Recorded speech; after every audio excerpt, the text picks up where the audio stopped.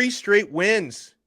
Troy, this feels a lot better than the shows we were doing about a month ago when they were coming off 3 straight losses. How about this for streaks?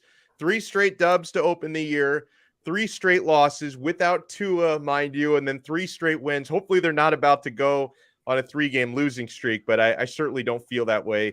It is the Extra Yard here on the 5 Reasons Sports Network. Alex Donno alongside former Miami Dolphin Troy Stradford. Troy, sure you're feeling good after another dub.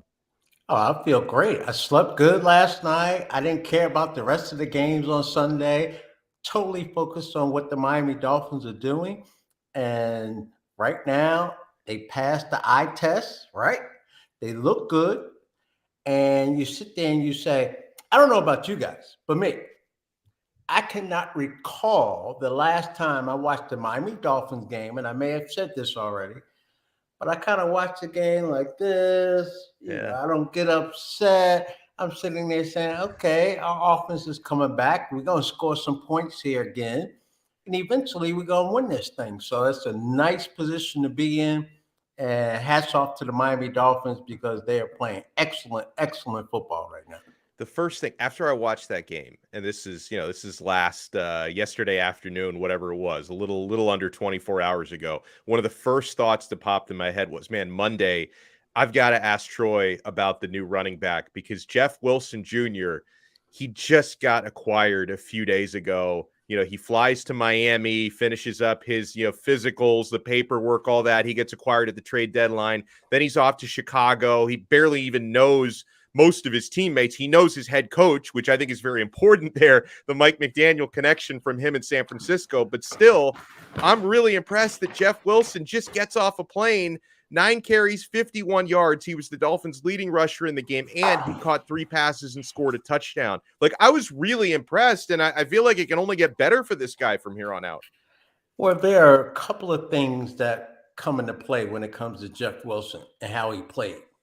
Like you just mentioned, he comes from the system that, Coach McDaniel had already been in, and so he's very familiar. I've read where he said, okay, some of the terminology was a little bit differently than before. That's fine. I understand that.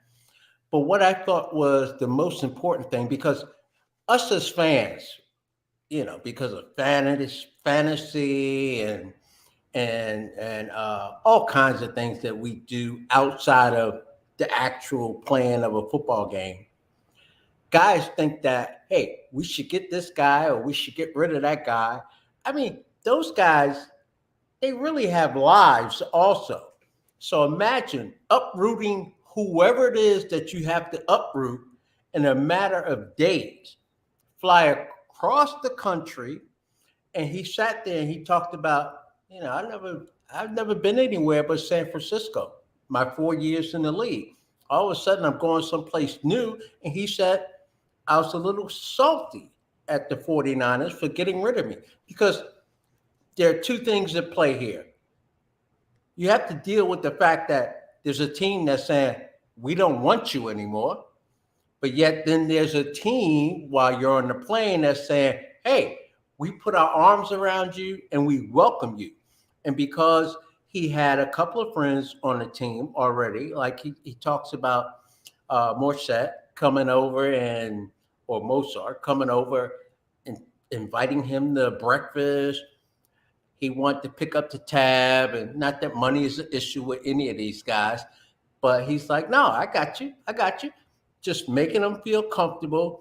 And he talked also about the reception that he received once he walked into the locker room. And he's sitting there saying, I'm like, wow, these guys are acting like I've been through training camp with them, which he had not been. And so he felt comfortable right away. And he didn't know if he was going to play a little bit. He didn't know if he was going to play a lot. But he was prepared to play. And that's what Coach McDaniel preached to him. Listen, just get into that playbook, study it, know what you need to do. And who knows? We'll see what happens on Sunday.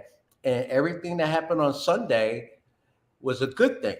He actually brought a little physicality to the Miami Dolphins running game.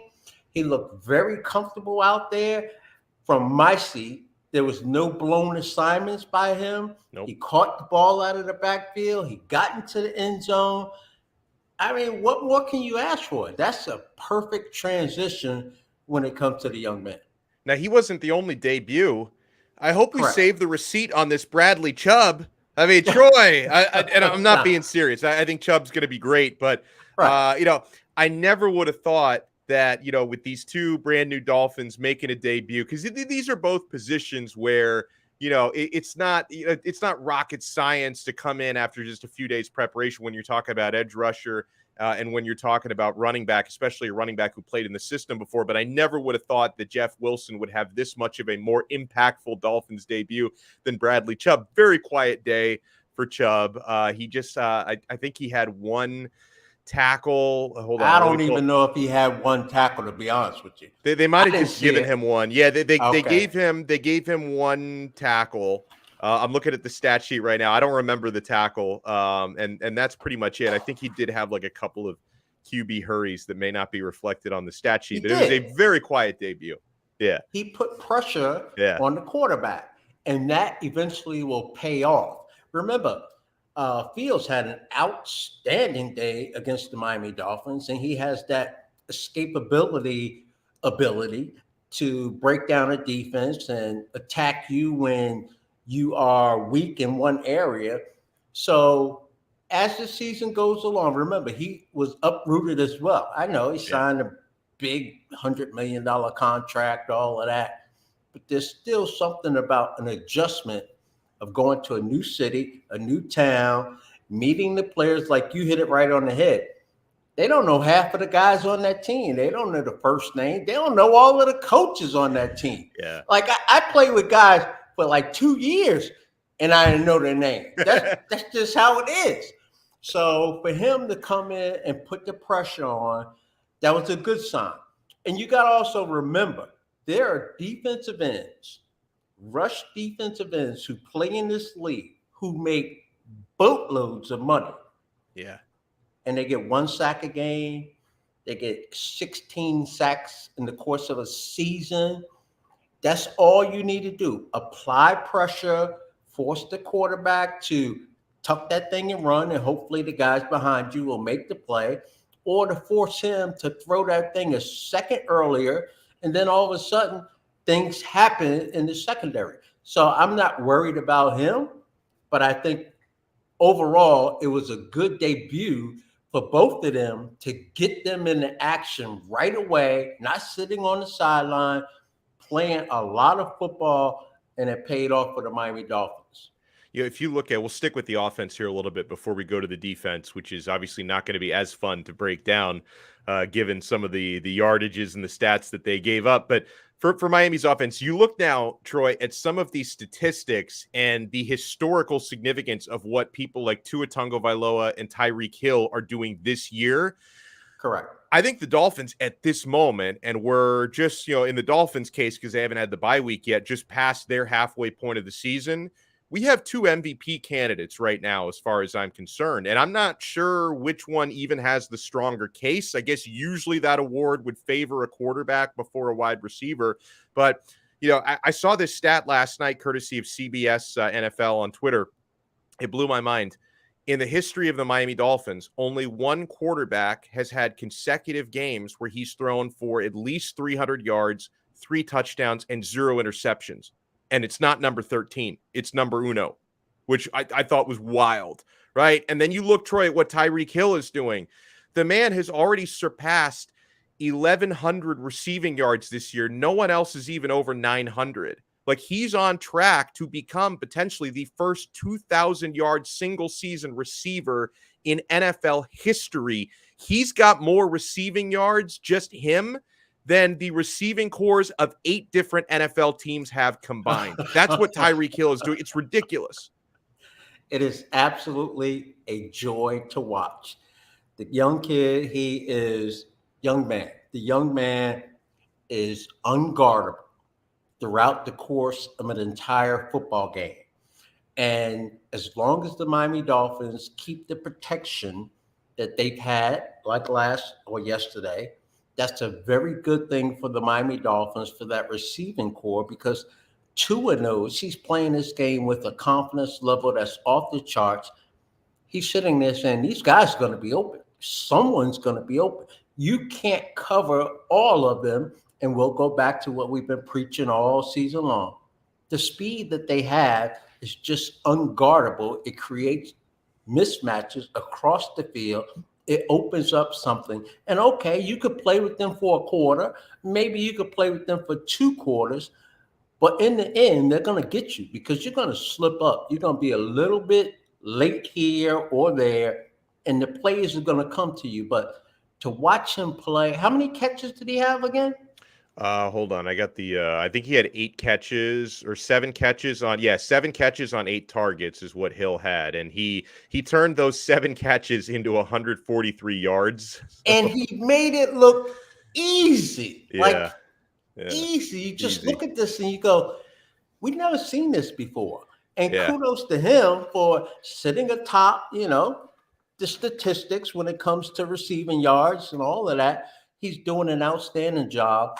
And again, you go back to the quarterback play as well, and you see Tua it's like a well-oiled machine where everything just clicks and it clicks. And Coach McDaniel, right? He sits there cool as a cucumber, and he's saying, I don't care what you want to throw at me. I got something for you. I can have an answer for whatever you want to throw at me. And that's a beautiful thing to watch. Like, I watch the games. I'm telling you, I got my hands up. I'm sitting there like, no big deal. I'm not screaming at the television anymore. I'm not throwing stuff. It's just a nice way to watch football games.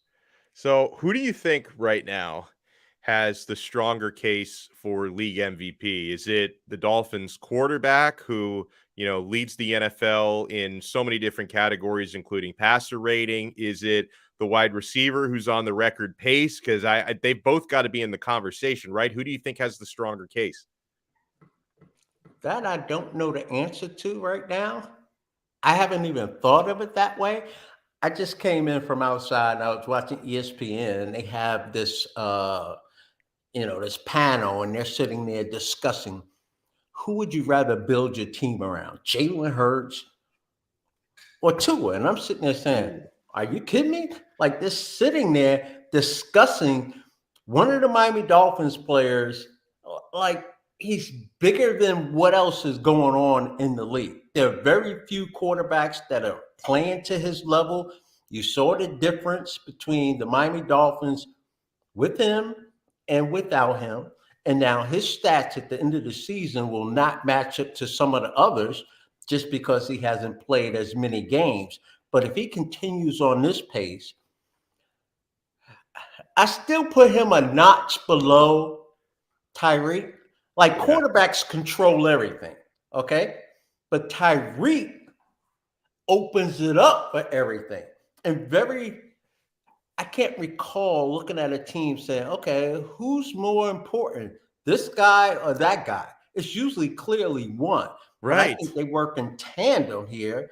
And I think that's, the way that I look at it is this, because I mentioned the pace that Tyreek is on. If he gets to 2,000 receiving yards and nobody else has done that, like, I think he's got to be the MVP, because I'm assuming like Tua's going to put up big numbers this year. And it doesn't help that he, missed the better part of 3 games, which wasn't his fault. So I don't expect Tua to set like the passing record this year, but Tyreek might set the receiving record. And if that happens, I think Reek's got to be the MVP. All right, I'll roll with you on that. But what about this one? Because I think it's a good point here from Jose. He says, the only reason I would go Tua over Hill is Miami went 0-3 without Tua. So I think what he's saying is we have the illustration of how important Tua is to the team, that they couldn't win without him. To my point, we've seen the Miami Dolphins with him, and we've seen the Miami Dolphins without him. And without him, we haven't, and hopefully we won't see the Miami Dolphins without Tyreek on the field. Oh, yeah, because that's he true. just opens up everything. But we know the Miami Dolphins, they look phenomenal offensively when Tua's in the game and when Tua is not in the game. And that's just, football. Like, there is a wide disparity, a wide gap from number 1 players in the NFL and number 2 players in the NFL. If you have to get down to number 3, now it's even a bigger gap. So right now it's nice to have both of them on this field at the same time because they just work magic. It is magic that they actually put together on the field. And I tell you, defensive coordinators getting ready to face this Miami Dolphins offense, they're not getting much sleep that week. They are putting in extra time and they're sitting there saying, how the hell do we slow this track meet down? Going back last week to Coach Campbell, he's sitting there saying, we didn't want to get into a track meet, but we got into a track meet. Yeah. And I think that the Miami Dolphins do that. And they are open. And credit to Tua because some of the passes, there was this big thing. I'm still arguing with one of my former teammates. I'm not going to name his name because I am. Come on, you have to name the name. I am totally pissed off at him. He's sitting there still criticizing Tua. Well, he underthrew 2 deep balls. He did, okay. and he short armed that throw late in the fourth quarter that could have helped ice the game. So absolutely, I don't see Tyreek Hill making mistakes.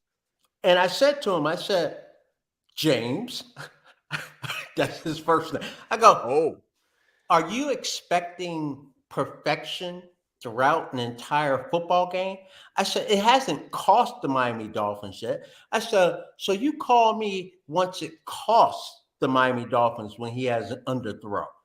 Because the receivers, once again, whether it's Waddle or whether it's Hill, and they get behind the defense and it's an underthrow, you notice that if it wasn't incomplete, the Miami Dolphin wide receiver has caught that pass, correct? Right. Even short.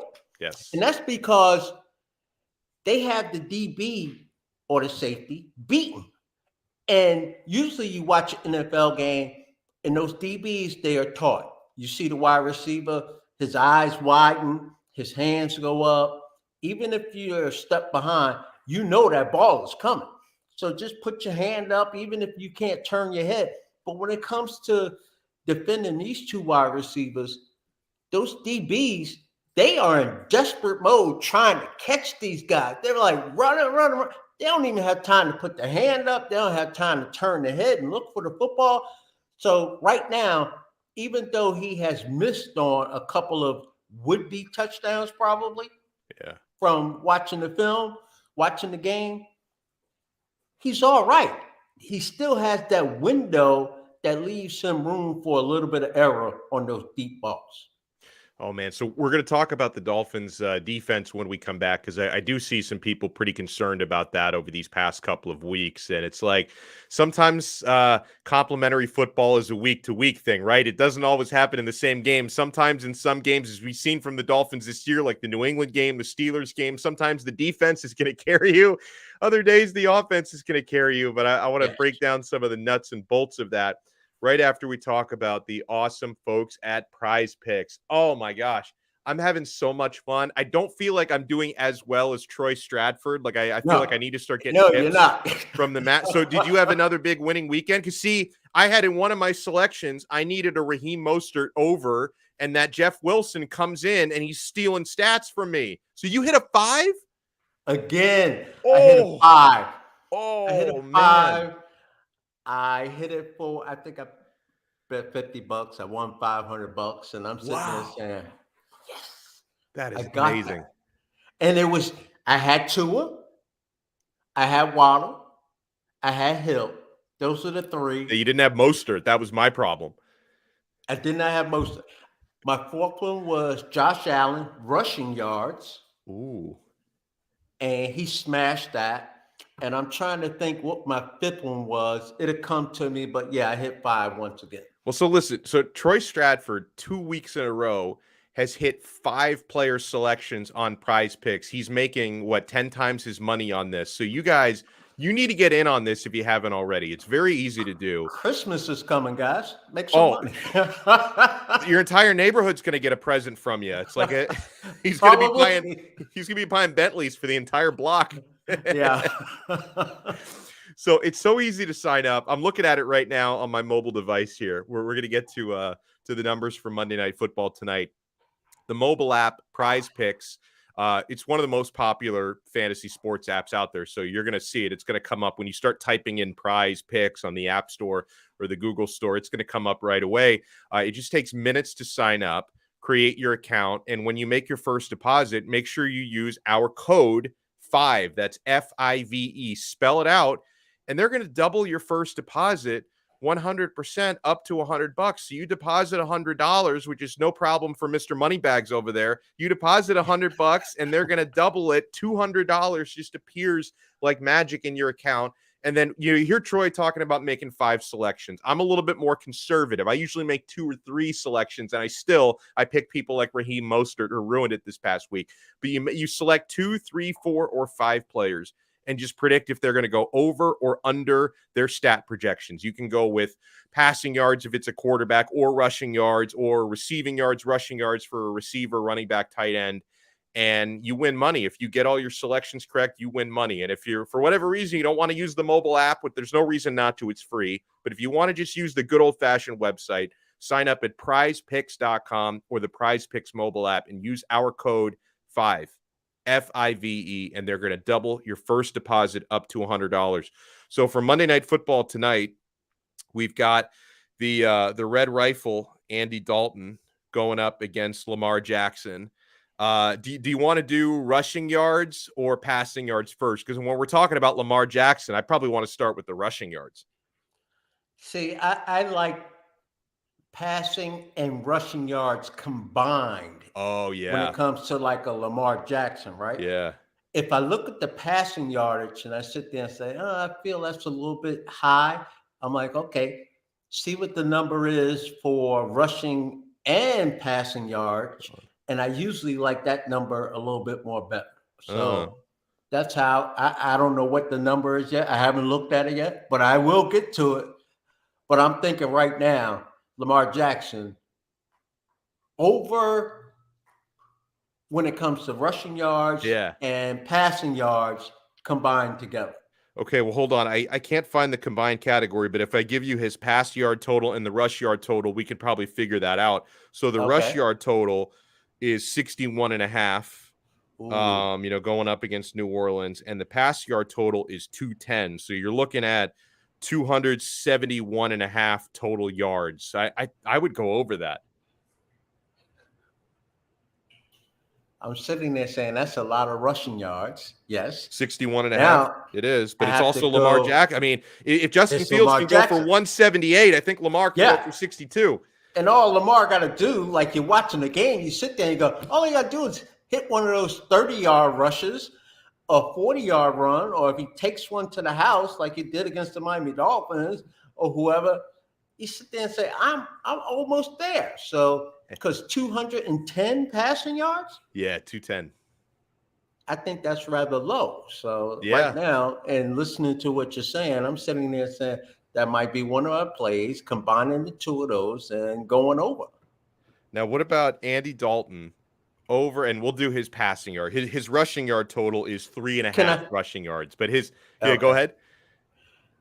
I was going to say, can I guess his passing yardage? Yeah, guess it. His over-under will not be more than 175. You definitely want to take the under, because I'm with you. I'm shocked at how high this number is. 230.5 is the number. Wow. And I think that probably has a lot to do with how they feel about Baltimore's defense right now. But 230.5 passing yards for Andy Dalton. I'm with you. I'm smashing the under on that. See, I'm sitting here saying, all right, we know how dangerous Baltimore could be with Lamar Jackson, right? Mm-hmm. And I'm sitting there saying, they got Andy Dalton at quarterback, not slighting him, but can you go the entire game counting on him? Kamara, he's an outstanding running back, and I don't care what defense is out there. That guy has a skill set that's like off the charts, right? So I'm sitting there saying that the New Orleans Saints are going to try and shorten this game, and they're going to try and hand that ball off as much as they can to Kamara, as long as he's healthy. And they're not going to throw the ball all over the field unless they get down early in the game. It's a good point, though, about Kamara. He's going to take those short passes and pad those passing stats. That's still, but it's still a lot. Like Now, 230 is still a lot. the Saints, they do a good job of dumping to their running backs. Yeah, Screen exactly. plays. Yeah. Now, Kamara could kill you in that Yeah. aspect. And I think that's his point, because those count for passing yards for Dalton. Absolutely. So I think that's what he's saying, that may take it over. But still, Absolutely. it's still a high number. But whether and by the way, Brooklyn Rob has the right idea here. Fade the mush. Whatever I like, he makes a fortune going the opposite way. It works. I mean, that's a good way to go. I'm glad you got that title now, because I told you early on when we started this, usually what I go with, the opposite happens. Yeah. But you're the mush guy. So I'm the mush. Oh, man. So, guys, make sure you sign up at prizepicks.com or the PrizePicks mobile app and use our code 5, FIVE. They're going to match your first deposit 100% up to $100. PrizePicks truly is daily fantasy simplified. So, I wasn't quite as disturbed by this as some Dolphin fans, because I've been watching Justin Fields in recent weeks, and the guy's been absolutely electric. Still, though, yes, you don't want to be on the other side of a quarterback setting the record for most single game quarterback rushing yards. Like, you never want to be the team like, oh, who was on defense that day? Oh, you never want to be that team. But Fields was unstoppable. 178 rushing yards, including a 61-yard rushing touchdown. One of my favorite moments of the game, and I didn't catch this live, like I saw people tweeting out the video afterwards. So at one point late in the game, Fields rushed for a first down. I think he rushed for 11 yards, untouched, kind of scampered out of bounds. And then he was right on the Dolphins sideline. And Mike McDaniel, they caught him on camera. He walks up the Fields, and then the camera's right on his face. You can read his lips. He says to Justin Fields, "Stop it." One of the great moments. Man. You're killing us. That's Coach Stop McDaniel, it. right? Oh, In the I moment, love Coach. not caught up in that coach stuff. He's sitting there come on, man, you're killing us. Can you please stop it? We're trying everything, we're throwing everything at you, but can you please stop it? I don't think I saw a lot of blitzing from the Miami Dolphins defense this past weekend. No. Yesterday. Not like and usual. I think that has to go with Chubb becoming a part of this unit, and they believe that they can actually get pressure with the 4. Now, when you only rush 4, that creates lanes. If you block one guy the right way, you throw him to the right a little bit, it creates lanes. Now, everyone else is in coverage. Fields could take off and run that thing. I still think the Miami Dolphins have to figure out what type of approach they want to take. And they're not going to face, a Justin Fields every single week. So they don't have to worry about the discipline in certain games. But against Fields, in this first game with Chubb being here and the Miami Dolphins sitting there saying, hey, we believe he could get pressure just with our front 4. You block those guys the right way, because there was pressure. Pressure, but Fields is such a dynamic athlete. I was very impressed by that young man playing football. And if he develops his passing game, because quarterbacks like a Justin Fields, back in the day, Michael Vick, these got Lamar Jackson. Yeah, Lamar, I was going to say. They come in being more of I'm going to run this thing when things get close or whatever. But as he if he develops his passing game, oh my goodness, that can be a dangerous offense in Chicago, because they have a very good running game, minus speed. Yeah. He's turning a corner, there's no question, because if you go back probably even a few weeks ago, and if you go back to last year, it was starting to trend towards Fields being a bust. It was trending that way. Yes. And now the people of Chicago are actually starting to buy into the idea that this guy could be our franchise quarterback. And, it's not and that was his biggest game yesterday in terms of rushing. And he didn't have to throw for many yards. It's 125 yards, but he did throw 3 touchdown passes, no interceptions, had the huge running game. And like Alfredo points out down there, he says, hey, the Bears have done this now to their last 3 opponents. Correct. 243 rushing yards and 33 points against New England, 240 rushing yards and 29 points versus Dallas, then 252 and 32 points versus Miami. So it's not like Justin Fields just woke up yesterday morning and for the first time in his career, he had a big game. They have been doing that lately, Troy.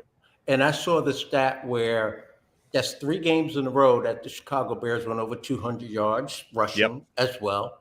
Mm-hmm. The last team to do that was one of the Super Bowl New England Patriots teams to Really? do it 3 consecutive weeks.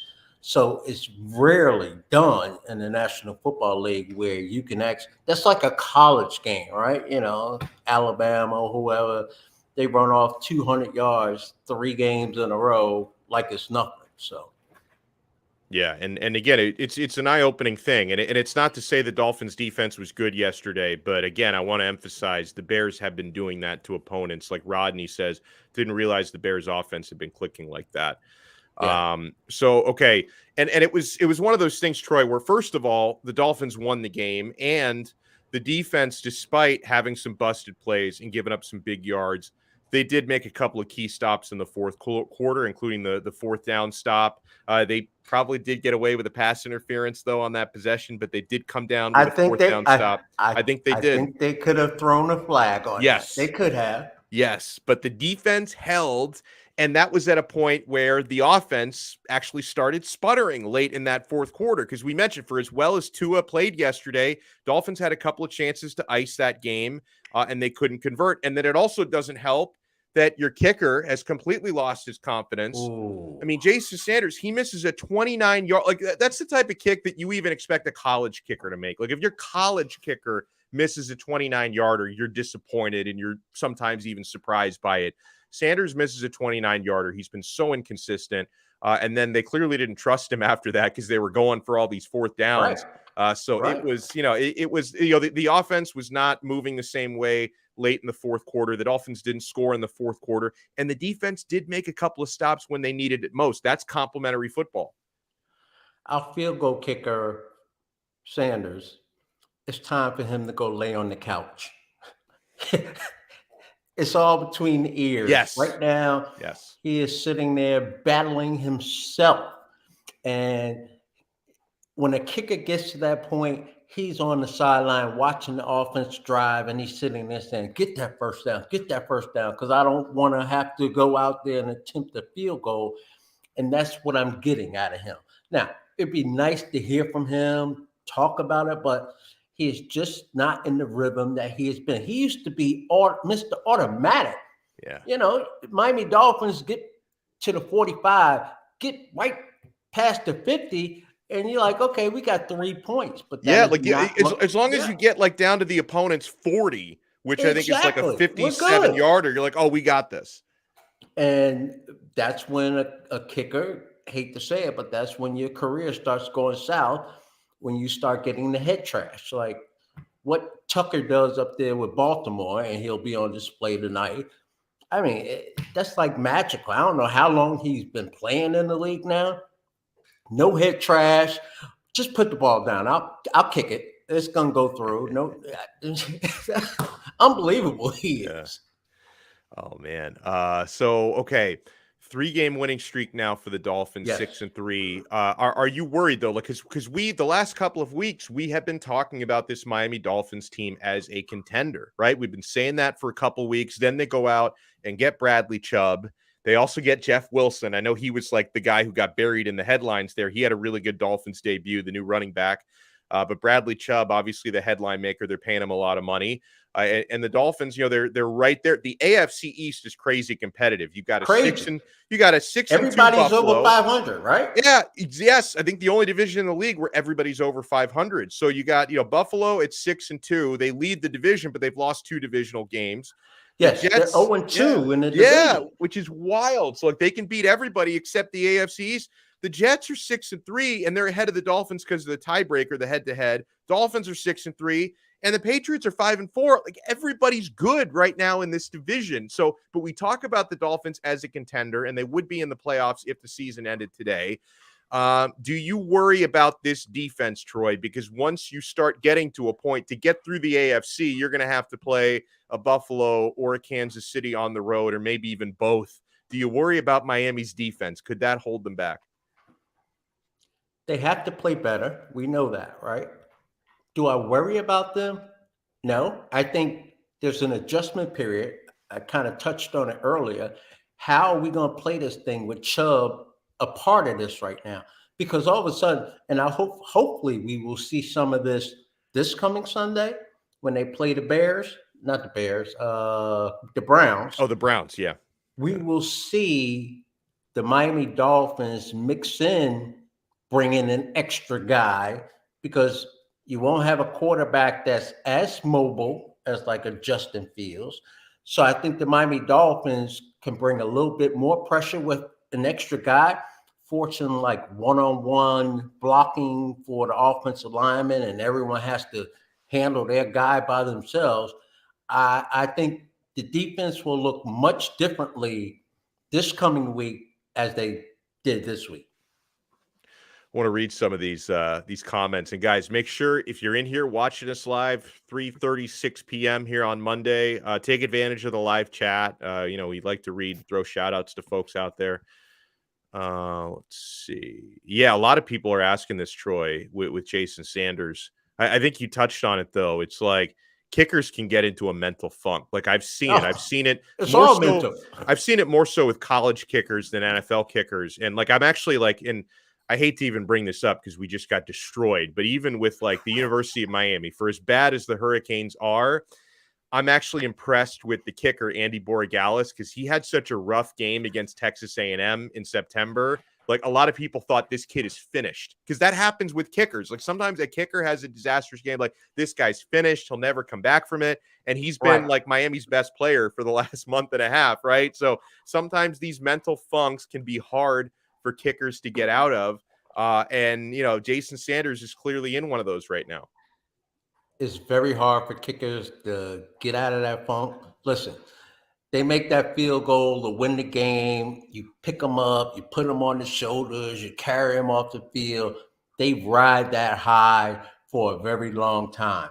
But you let them miss one, you let them miss a chip shot, 29-yarder in the game, when you have already been kind of wishy-washy throughout the season.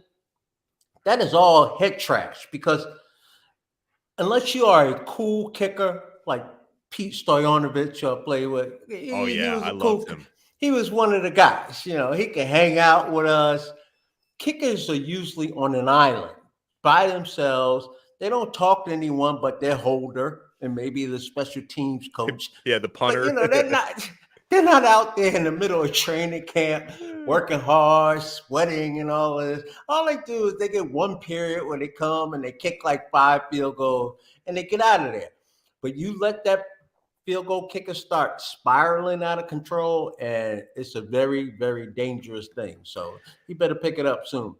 It's inevitable that people are going to bring this up, and I can't necessarily say you're wrong. But LT Respect says this defense has declined under Boyer without Brian Flores holding his hand.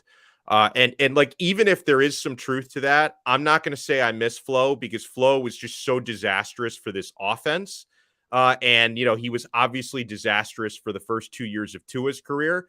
But do you think there might be any truth to that with the defense? Because it was one of the best kept secrets the last couple of years, the Flo-Boyer combination. We didn't always know who was pulling the strings. And at times in a season when the defense would improve, was it because Flo was taking over, being more hands-on? You took that part out of the equation here.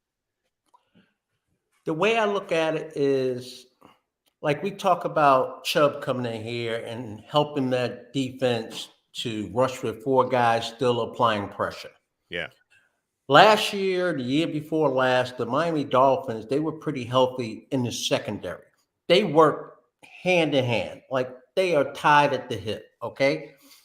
And so with Byron Jones being still out, one of the top cornerbacks, it just creates different play calling defensively for your defensive coordinator. And I think that's the problem. And I'm still looking at Jones coming back later in the season. Hopefully, I looked down the schedule. How did I do that? That West Coast swing when they play a couple of games. Even I hadn't looked that far ahead. Wow. Yeah, I was sitting there saying, well, we get Jones back at that point.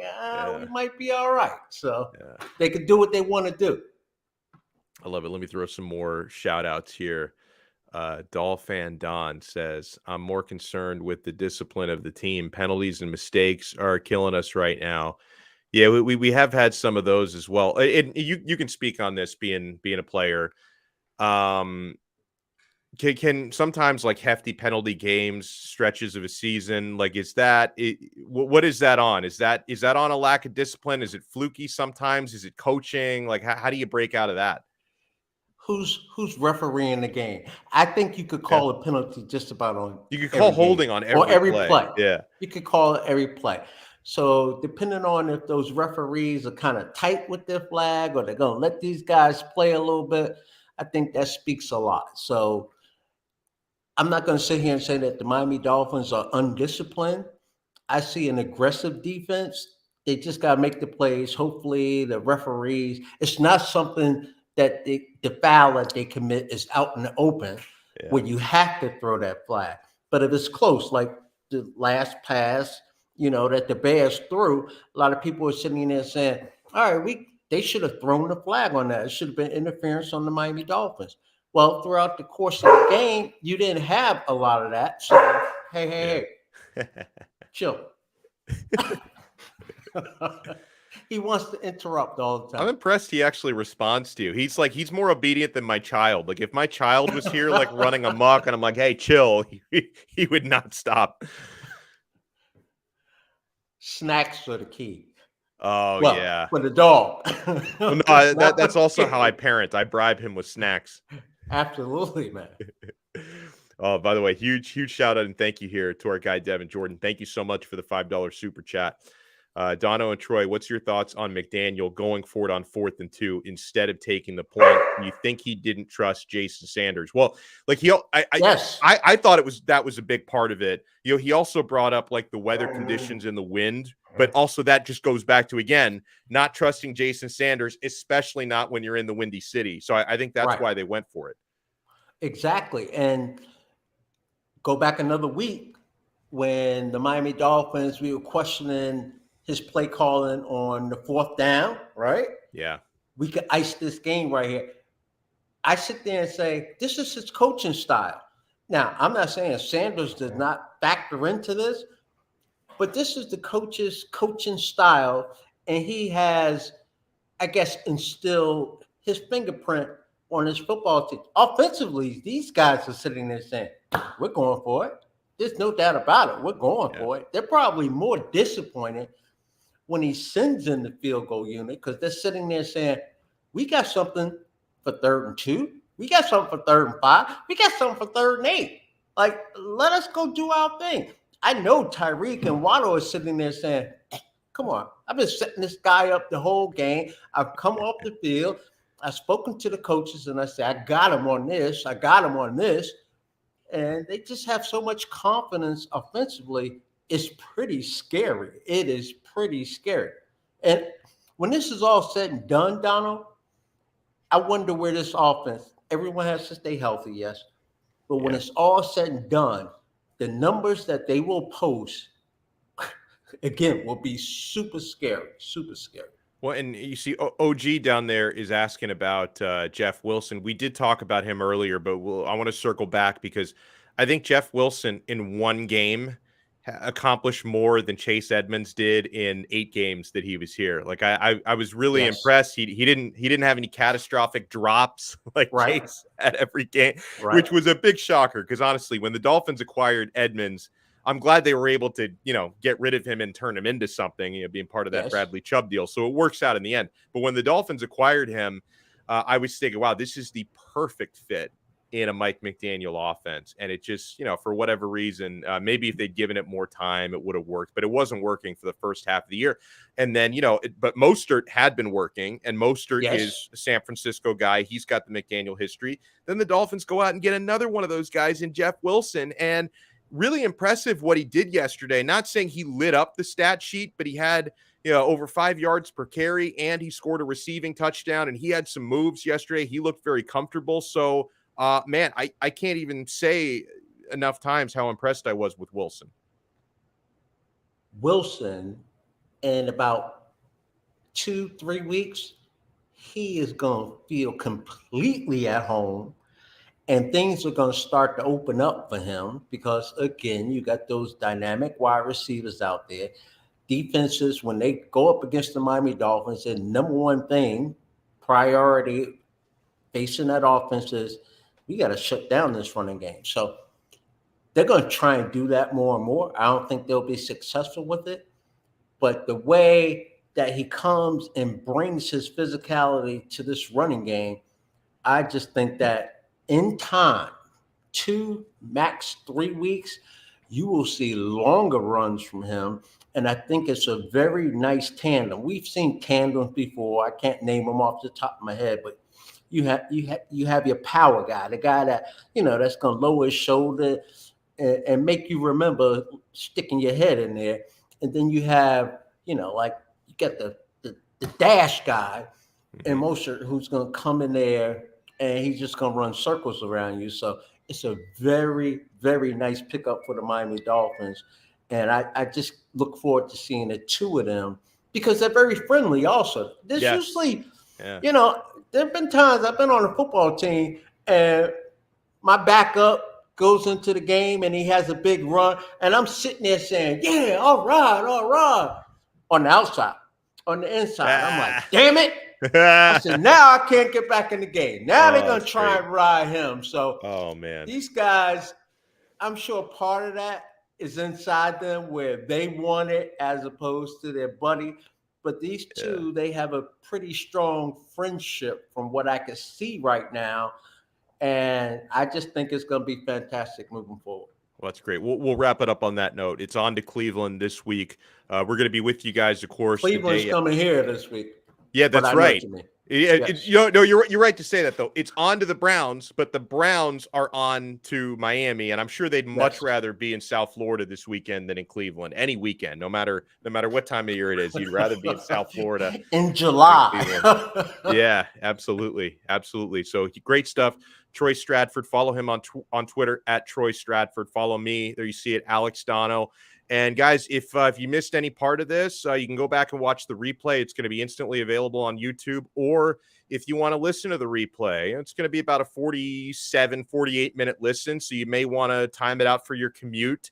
You can get us audio version on the 3 Yards Per Carry podcast feed. So if you subscribe to, and most of you in here probably are already, if you subscribe to 3 Yards Per Carry, our episodes upload in that feed as well. And I can't thank enough, of course, Alfredo, Simon, and Chris for being nice enough to host us on the 3 Yards Per Carry feed because they've worked very hard for many years. Thanks. Yeah, they've worked very hard for many years to build that feed up. And then now we're like, hey, we're here too, guys, by the way. So I can't thank these guys enough for hosting us there. Troy, I'll talk to you again later this week, and hopefully we're breaking down another dub next week.